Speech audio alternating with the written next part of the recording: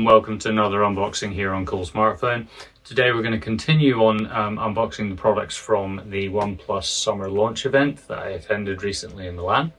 And today is the turn of not one but two devices. First of all, we're going to unbox the brand new OnePlus Watch 2R. We've got this one in forest screen, based upon the OnePlus Watch 2 with some differences. Excited to get into this one because I really did like and rate the OnePlus Watch 2. Next up, we've got some new earphones, the OnePlus Nord Buds 3 Pro. Now these, again, I was very impressed with the OnePlus Nord Buds 2, so I've got some high hopes for what these can deliver. So without further ado, let's dive in. So here we have the OnePlus Watch 2R. And as I mentioned, it is in the forest screen, so we'll just get this opened up. Comes in a reasonable sized box, and I'm just getting caught by a wee seal over here, so might need to just get my knife in there. There we go.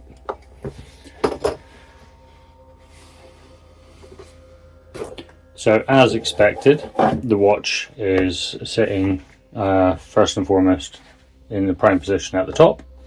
So we'll just pop that out.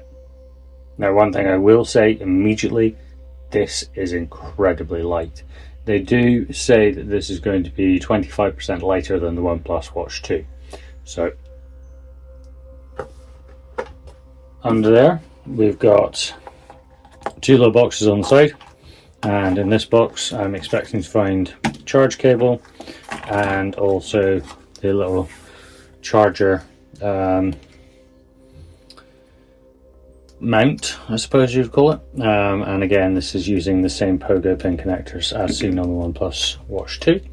And we've got, again, the same USB Type A to Type C cable. Again, would have been nice if this was in red, but that's splitting hairs. Moving on, onto the other side, we have the documentation, and again, I'm not expecting much here. It's probably just going to be the usual quick guide and safety guide.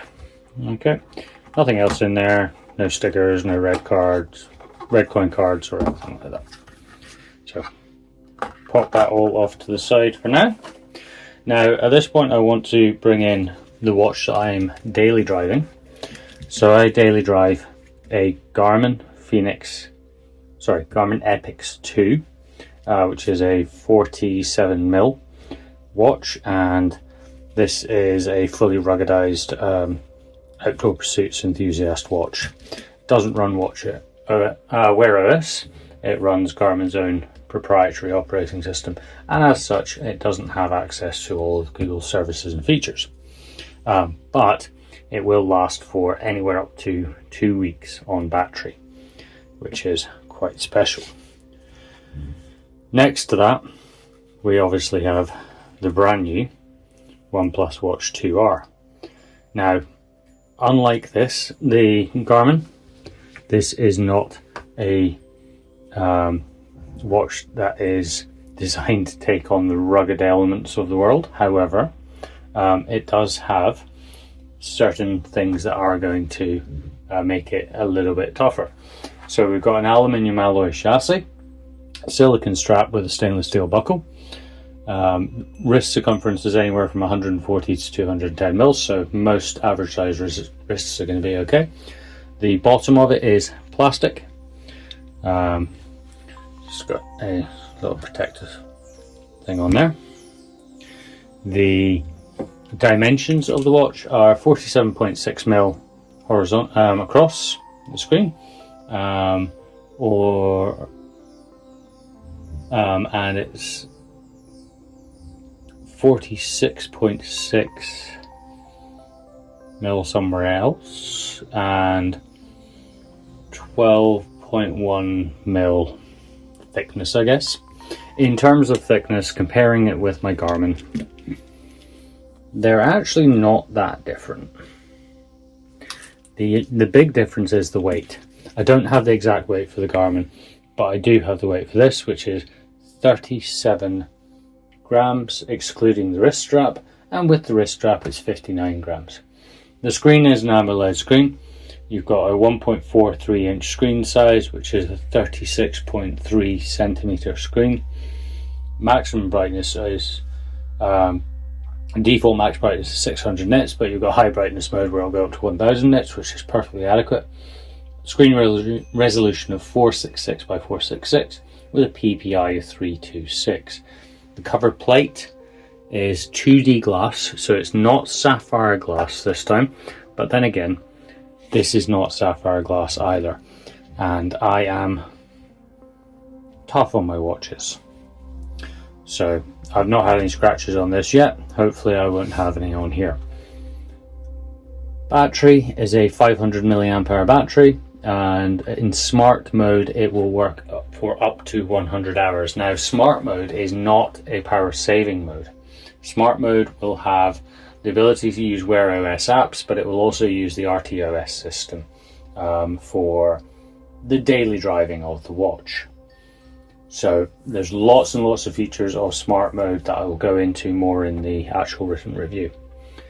Heavy use in smart mode, you can expect up to 48 hours, and what they define as heavy use is using a lot more of the GPS tracking, getting a lot more messaging, calling, taking Bluetooth calls, etc.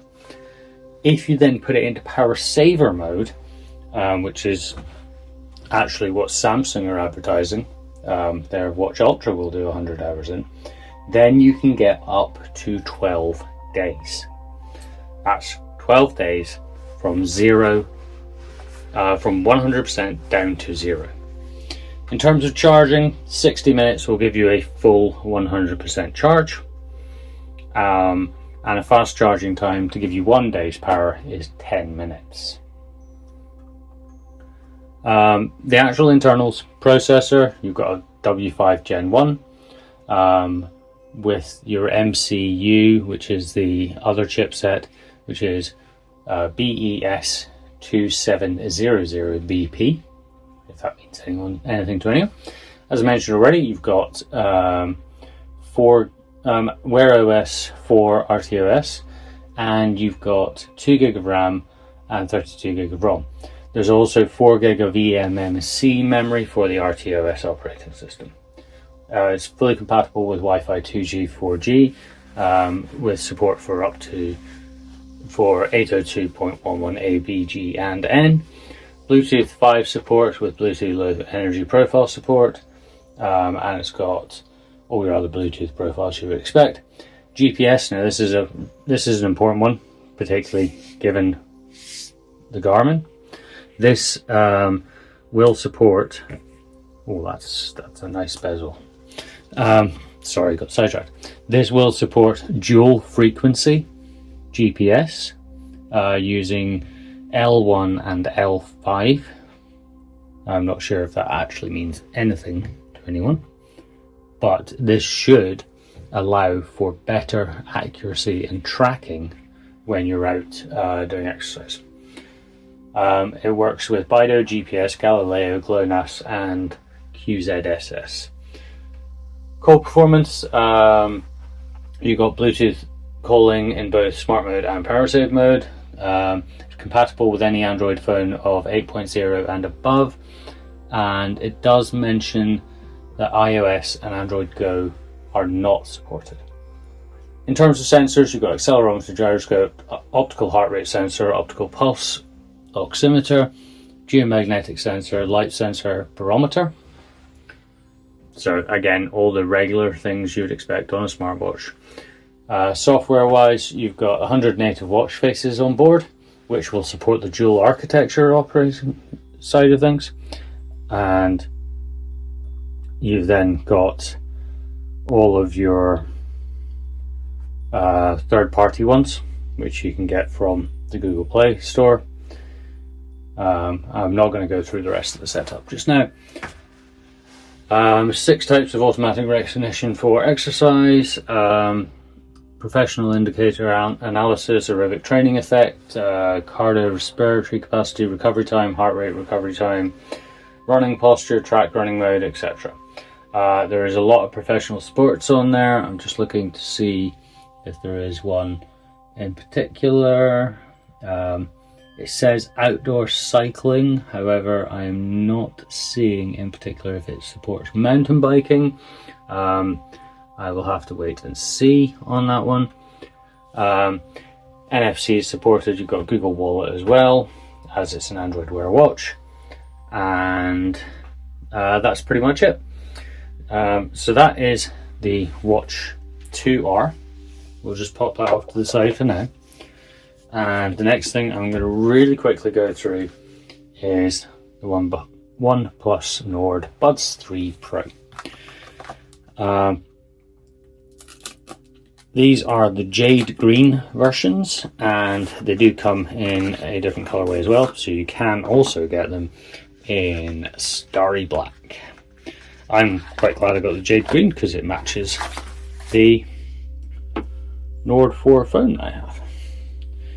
So headphones on top, we'll move them off to the side for the moment now, because inside we've got some other goodies. So we've got some earpieces, and these earpieces you can choose from various different sizes, and they are pretty comfortable. Teeny tiny red charging cable, USB-A to USB-C, little sticker, and safety and warranty and user guide. Fairly par for the course with the Nord Buds kit.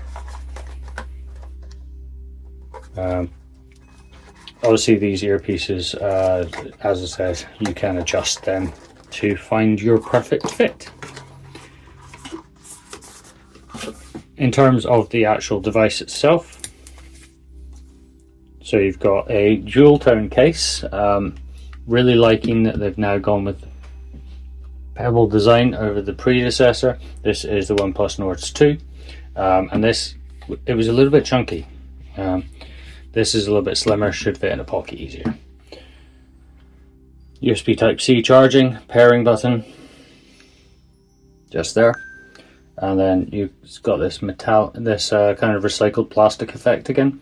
And then you've got your flip on the front. There is a LED light on there to indicate activity. And then when you open it up, you'll see that we've got some more details in here. So if I pop this open, and you've got your contact points at the bottom for the charging cradle, there's your earpiece, and you've got quite sizable section for the actual speakers and all the electrics. Got a microphone there and another microphone at the bottom for your noise cancelling. These promise to be really, really good headphones, to be honest, and I am looking forward to having a closer look at these. Just to compare them, this is what the Buds 2 Pro look like. So you can see they've slightly changed the design. You've got more of a teardrop style effect now. However, the actual size of the enclosure for the headphones is very, very similar, and then your tip design is again very, very similar. Now the charging for the point for the Nord 2s was at the top, whereas it's at the bottom for here. And this bit where it's actually saying R, that is an aperture, that's a space for air to get in. So really like that they've managed to build that in. So I'm just going to pop that back in the case.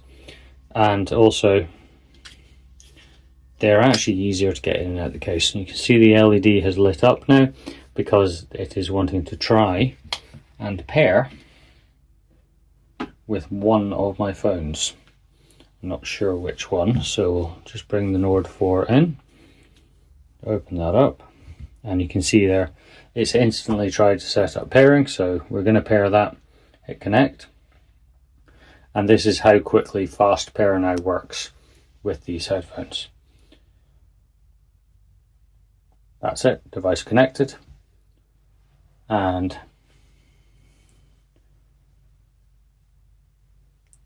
the watch can be paired exactly the same way using an on-device app. So it doesn't use the fast pair technology for the watch, but that is 3 of the devices that were released at the summer launch event. The 4th one is currently out of shop, but it is still here and it is on charge.